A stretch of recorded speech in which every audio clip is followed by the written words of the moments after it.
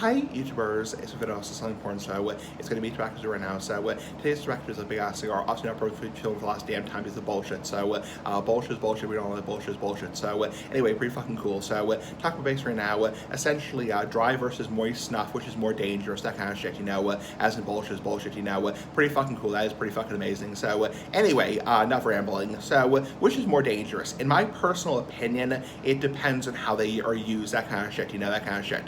So basically, if you're talking about moist snuff, and obviously I'm not a fucking doctor, so don't take this as professional medical advice. I'm not a fucking doctor, you know, for the last time. I'm not somebody who's a professional who went to like medical school, that kind of shit, you know, as in bullshit is bullshit. So basically, back to the topic, moist snuff like Copenhagen, Skull, Grizzly, Timberwolf, Kayak, Hawkins, when you take a pinch, put between your lip and your gum, that in of itself is, I mean, by today's standards, it's pretty, I would say, not super low risk, but it's not as high risk as people think. People think, oh, it's the quickest way to get cancer, you know, you're gonna have, you know, your jaw falling off in 3 years.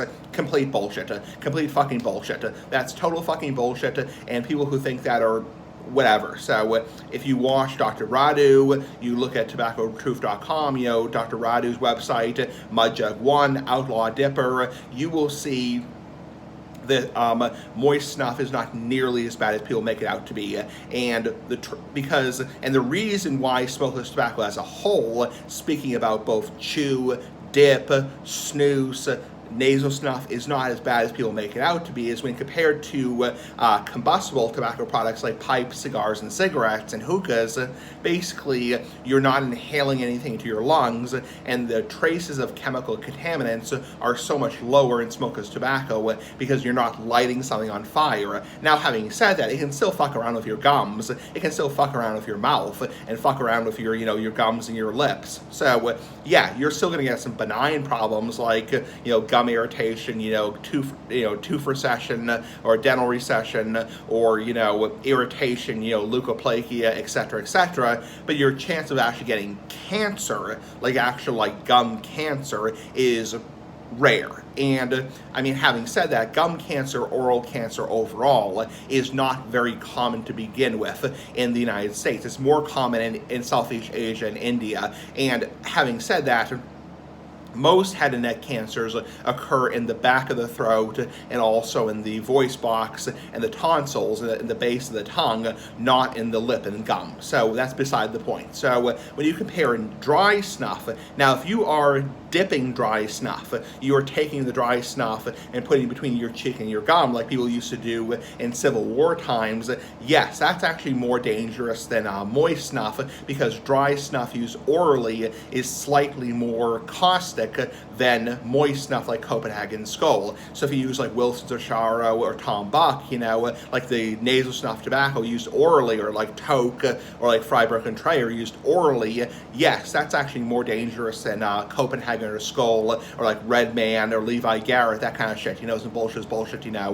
But if you use it nasally, which means you take the pinch and you sniff it up your nose, the dry snuff, then that's actually in of itself probably by far the least risky way to use tobacco, because it's just sitting on your nasal spectrum and it's just absorbing nicotine, but it's really not causing that much degree of damage. So people will say, well, you got like nose cancer.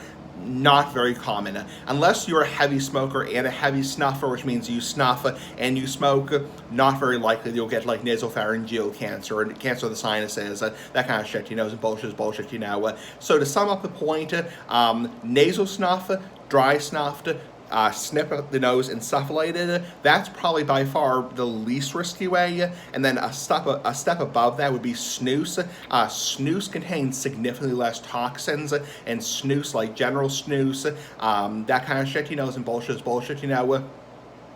That kind of stuff is, I would say, a little bit more dangerous than nasal snuff, but not as dangerous as moist snuff. And then by far the most dangerous would be using dry snuff used orally. Chew and dip are kind of in the middle. They're not like, you know, terrible, but they're definitely not good for your gums. They're going to kind of fuck up your gums, quite a bit. They're going to fuck up your mouth quite a bit. And yeah, so it depends. And also different people react differently. Some people have a terrible smile after, 2 or 3 years of dipping. Some people dip for 25 years and have a great smile. It really depends on your own personal thing. And there are some people who have a terrible fucking reaction,